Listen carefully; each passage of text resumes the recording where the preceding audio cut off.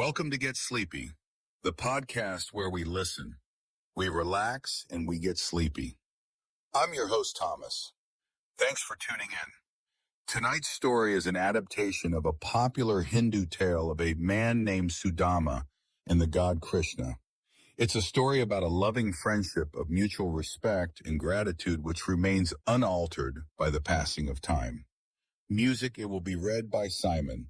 And of course, it's suitably relaxing so you can drift off while you listen. So let's prepare for a good night's sleep now by unwinding for a few moments with the theme of tonight's story in mind. I think it would be fitting to spend the next few moments enjoying the feeling of gratitude for a friend, a loved one, or anybody you're thankful for. So take a deep breath in, briefly holding the air at the top, and exhale back out, relaxing your muscles and sinking into bed as you continue to breathe at this slower pace. And allow an image to begin to form in your mind of someone that you are grateful for. Music. Don't worry if it takes some time. There's no need to rush or to force anything. But whenever you have that special person in mind, just consider how they make you feel. Think about what they mean to you. Music and the ways in which they act, or the things they say that make you feel special. Music, take comfort in the thought of this person. Let the happiness they evoke within you come to the forefront of your mind. Music, feel its warmth in your heart. Take another deep breath now, music. And as you exhale, say thank you. Give gratitude for that person and allow their positive energy and kindness to radiate within you. And it's with that sense of love and appreciation that I'll make way for Simon. As we turn to tonight's story, music. We begin a long time ago in a quiet village in India. Once upon a time, long, long ago, lived a boy named Sudama. He lived in a village in western India. Sudama was a quiet, serious boy. He spent much of his time studying or walking by the river near his home, lost in his thoughts. Sudama had a soft, gentle presence, and he felt most comfortable as a listener or observer. His calming energy was like that of an unrippled pool. He made other people feel peaceful and at ease. His best friend Krishna was completely different. If Sudama was a calm, Paul Krishna's energy was like a fast-flowing brook. Music. He was cheerful and playful and always making noise as he played games or pranks or practiced the flute. Wherever he went, he made himself the center of attention with his laughter and his jokes and his lively music. The two friends were not only different in personality, but in background. While Krishna was a Gautam and member of the royal family, Sudama grew up on a farm. But in spite of these differences, the two boys were inseparable in their youth. Sudama and Krishna studied at an ashram, a monastery in the forest. Here they spent so much time together that they began to feel as though they were twins. Krishna could finish Sudama's sentences, and Sudama always knew exactly what. Krishna was thinking their other friends often commented on how the two boys changed when they were together. Sudama became more confident. Al Krishna seemed calmer, and in each other's company both were happier and full of hope and joy for the future. Music. Sudama and Krishna made plans about what they would do after they finished their studies at the ashram. They vowed to go on adventures together, traveling across the country. But after they left the ashram, life took them in different directions. Over time, one river divided into two separate streams. In the following years, Krishna's family duties led him to the city of Dwarka. He got married and became king. Meanwhile, Sudama also got married and returned to his village. He lived a simple life with his wife and children, getting by with the food he produced on his farm.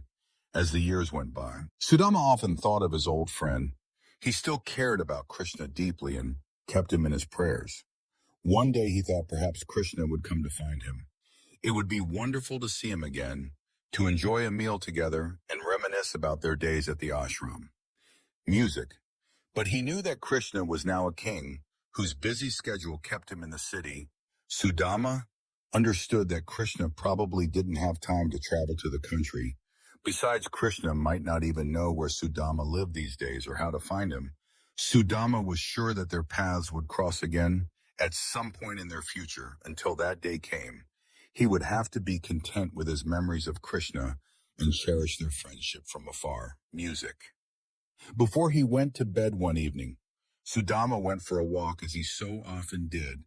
He loved the peace and tranquility of the fields at night, and the moon was high in the sky, and the only sound was the gentle murmur of the river. The water moved very slowly in this part of the river, and the area near the banks was full of lush vegetation. Sudama gazed at the river meadow. Moonlight illuminated a pale pink lotus flower that floated on the surface of the water. Although Sudama had seen this flower many times before, for some reason he was particularly drawn to it now. Perhaps it had something to do with his pensive mood this evening, or the way the petals seemed to glow in the radiance of the silver moonbeam. In that moment, the lotus somehow seemed more beautiful and profound. Music then. Sudama noticed something. Although the flower seemed to float on the water, the petals were suspended just above the surface. The lotus and the water were so close, yet they didn't touch. A thought came into Sudama's mind. It was just like his friendship with Krishna, without touching, without meeting. They remained close. Sudama was the calm water, while Krishna was the vibrant flower. Music. When he went to bed that night, Sudama felt a sense of deep comfort and contentment. He fell asleep almost instantly and dreamed beautiful dreams. In these visions, he was transported back to the idyllic days of his childhood. He was roaming the woods with Krishna, who played enchanting melodies on his flute. The music went on, calming and hypnotic from one dream to the next. The following morning, Sudama awoke with his mind already made up. It was as though he decided in his sleep he would travel to the palace in Dwarka and see Krishna once again. Music. Although he knew they would always remain close, no matter what the reunion was, long overdue before he set off on his journey. Sudama said goodbye to his children and his wife, Sushila. He explained that he would travel to Dwarka and spend at least a night or two in the city before returning home. Music. Sushila approved of her husband's plan. She had often urged him to visit his old friend, and she wasn't sure what had taken him so long. Music. Perhaps it was his shyness or his worry that Krishna would be too busy with his royal duties. Music. Before Sudama set off on his journey, Sushila gave him food to take along, some fresh fruit and a bag of flattened rice prepared with spices and herbs. She explained that she'd given him extra so he could give it as a gift to Krishna. As a guest, Sudama shouldn't turn up at the palace empty-handed. Music. As he walked along the dusty country roads, Sudama reflected on his wife's thoughtfulness. He appreciated the gesture and knew she was right. Yet part of him was reluctant to give his friend such a simple, ordinary gift. After all, Krishna was not only a king but a god. On the other hand, Sudama had nothing else to offer. Music. He sighed and then decided not to worry about it for the time being. He had to focus on his journey, crossing through woods and fields and asking villagers for directions on the way. It took Sudama a couple of days to get to Dwarka. When he finally reached the palace, it was dusk and the sky was deepening into a luminous shade of blue, tinged with purple. Sudama stood in front of the palace, gazing in wonder at its many towers and its magnificent facade. He had never seen such a vast building. There must be as many windows in this palace as in an entire city, thought Sudama. It was incredible to think that his friend now lived in such splendor. It made Krishna's childhood mansion look humble in comparison to reach the palace. Sudama first had to pass through an imposing set of iron gates. They were nearly as tall as the palace itself and guarded by what seemed like an entire army. Sudama was almost tempted to turn back, but he had traveled so far and he was longing to see Krishna again. It was so close now, separated only by these gates. He couldn't give up. Sudama timidly approached the nearest guard and introduced himself as he asked whether it would be possible to visit the king. His voice faded into a whisper. He was sure he would be turned away, and yet the guard's answers surprised him. The response was not a yes or a no, but a question. When you were in the forest, said the guard, and Krishna was hungry, what did you give him to eat? Sudama was speechless. It took him a moment to recall the incident the guard was referring to. Then all of a sudden the memory came back to him one day many years ago when Sudama and Krishna had been studying at the ashram. They had spent an afternoon walking in the forest. They were so deep in conversation they got distracted, and for a while they lost their way. Music. At one point, Krishna let out a great sigh and sat down to rest on the trunk of a fallen tree. Music. He was tired and hungry without a second thought. Sudama took a snack from his bag, divided it into two portions, and gave the larger share to Krishna. Sudama smiled at the memory. He knew exactly how to answer the guard. When Krishna was hungry, said Sudama, I gave him flattened rice with coriander, chilies, and nuts. The guard nodded. From this answer, he knew that the visitor was Sudama. The king had given him instructions to challenge anyone who claimed to be an old friend of his, but Sudama had answered correctly, which meant he could enter and see the king right away. Music. Another guard escorted Sudama through the palace gardens. They walked past beautiful pools and fountains and a magnificent banyan tree with countless drooping branches. Sudama would have happily spent longer in these gardens, breathing in the rich scent of the flowers, or resting by the pool. Yet, there was another part of him that was eager to see Krishna again. Would he still be the same? Sudama wondered. He was a little apprehensive, but deep down he was sure the connection between them would be as strong as ever. Music. Besides Krishna had clearly told his guards about Sudama. That was a sign that Krishna still remembered him fondly. The guard led Sudama into the grand entrance and through a maze of shining mirrored hallways until they reached an ornately carved door. When Sudama first stepped inside, he was almost overwhelmed by the beauty of the room. The golden walls and ceiling were like works of art. Every inch of space was covered by splendid lamps and lanterns and rich furnishings made from the finest materials. The decoration was so dazzling, it took him a moment to distinguish one object from another. It was as though he had entered a treasure cave or a temple to the goddess of fortune. Music. Looking closer, he realized that one of the glittering shapes on the far side of the room was not an ornament, as he'd first thought. It was actually the back of an elaborate, bejeweled headdress. Music. The crown of Krishna. Music. In that moment, Krishna turned and caught sight of Sudama. Krishna grinned and instantly moved towards him, not with regal dignity, but with the quick eagerness of a child. The two friends embraced. As Sudama felt Krishna's arms around him, he sensed that his friend was the same person he'd known long ago. Music. Although Krishna was now a king, he hadn't really changed. Somehow, Sudama knew this even before they had exchanged words. The warmth of Krishna's embrace was enough to tell him everything. Afterwards, Krishna invited Sudama to sit down and rest. He could see that Sudama was tired after his long journey, walking on rough, dusty roads. Music. As a gesture of welcome and respect, Krishna prepared a large bowl of warm, scented water and then washed Sudama's feet with his own hands. Then he called a servant to bring food and drink so they could dine right here in his private sitting room. Sudama's arrival was an excuse for a feast, and while Krishna usually preferred to host lively parties with singing and dancing, this time he was happy to enjoy a quieter, more intimate dinner. Music. The two of them had so much to talk about. After all this time, Krishna and Sudama sat opposite each other, eating and talking late into the evening. Although Sudama was tired after the long day, he was also feeling relaxed and refreshed and enjoying every moment of Krishna's company. Their reunion was just what he'd hoped for. There was just one topic that Sudama tried to avoid whenever it came up in conversation, while Krishna must have known that Sudama's house was humble. By comparison, Sudama was reluctant to admit it. Music. Sitting here in Krishna's splendid palace, Sudama couldn't bring himself to describe his own house, with its 3 rooms and modest furniture. Yet Krishna understood, as he always did. He changed the subject, and they talked of other things, reminiscing about the happy days they'd spent together at the ashram. After hours of talking, Sudama was feeling so sleepy that he could barely keep his eyes open. He was just about to leave when Krishna surprised him with an unexpected question. Had Sudama brought a gift for his host? Krishna asked the question in his usual light, playful tone of voice. He was probably joking, thought Sudama. Nonetheless, he felt he had to give Krishna something. So feeling a little embarrassed, Sudama gave Krishna the cloth bag containing the flattened rice he'd brought from home.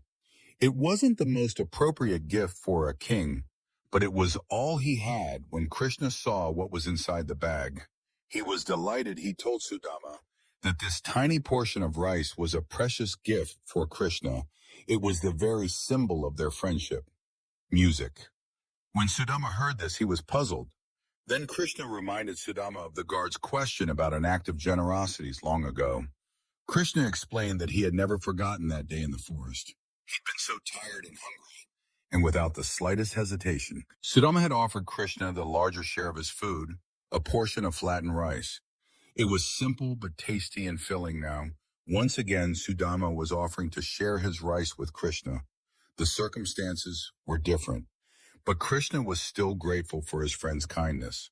Although Sudama was pleased by Krishna's reaction, he was still confused. Krishna lived in a palace and had just treated him to a delicious feast. Why was he so delighted by a simple dish of rice? Still, Sudama was relieved that his humble gift had been received so well. He needn't have worried. After all, that night, Sudama slept in one of the guest rooms in the palace. This beautiful chamber looked out over the moonlit gardens, and the trickling water of the fountains could be heard through the open window. The four-poster bed had a soft, thick mattress and translucent silk curtains that moved gently in the night breeze. Sudama felt deeply happy after his joyful reunion with Krishna, and very sleepy after his journey. Although he wanted to stay awake just a bit longer to appreciate his luxurious surroundings, he couldn't keep his eyes open with a smile on his lips. He fell fast asleep. Sudama stayed at the palace for a few more nights, but at last he decided that it was time to head home. Sudama's family was waiting for him, and he had work to do on the farm. Although Krishna was sad to see his friend go, he understood completely. Krishna also had his own family and duties to attend to, but he was so happy to have spent this time with Sudama. Next time, said Krishna, perhaps he would come to visit Sudama at his home in the countryside. Sudama laughed and shook his head. He joked that there would be nowhere for Krishna to stay at his house unless he slept outside in the barn. Smiling, Krishna said that he would be happy to stay anywhere in one way or another. They would see each other again soon after all. Krishna was a god as well as a king. He would find a way on the journey home. Sudama reflected on his visit. The last few days with Krishna had been truly special. Dining together, riding through the city, and relaxing in the palace gardens, while Krishna played beautiful melodies on the flute. He now had some new memories to treasure forever as he walked along the country road that led to his village. Sudama was hardly aware of his surroundings. He was lost in his thoughts, daydreaming about his next trip to the city. But as he rounded the bend, he suddenly awoke from his trance. He'd been expecting to see the familiar fields and wooden houses of his village. Yet instead of fields, there were lush gardens filled with flowers and colorful birds and lakes with lotus plants, and instead of wooden houses, there was a complex of palaces made from shining marble. Sudama was sure he must be dreaming, or perhaps it was a mirage caused by the heat. It was a warm day, and he was tired after walking for so long. But when he walked into the gardens, he could smell the sweet fragrance of the pink oleander flowers. He could feel the cool spray of the ornamental fountain and hear the birds' song. It sounded just like the music of Krishna's flute. It was all real. When he arrived home, he discovered that his humble farmhouse had been transformed into a grand palace. There were huge ornamental windows, red velvet canopies, and elegant marble balconies. Just as Sudama was gazing up at a balcony, utterly amazed, he caught sight of his wife. Sushila waved to him from the balcony. She now resembled the goddess of fortune with her vibrantly colored silks and opulent golden jewelry. Sudama was lost for words. But before he could say anything, Sushila explained everything by uttering one word: Krishna, music. At last, Sudama understood this miraculous transformation was Krishna's doing. It was the god's way of thanking Sudama for his friendship. Music that night. Sudama settled down in his new bed. It was even more comfortable and luxurious than the bed in the guest room in Krishna's palace. After all the traveling and excitement, Sudama was exhausted. He longed to fall into a deep, dreamless sleep before he drifted off. There was just one thing left to do. He closed his eyes, took a deep breath in, and thanked Krishna. With all his heart, he thanked him for the gift of his new home and the gift of eternal friendship.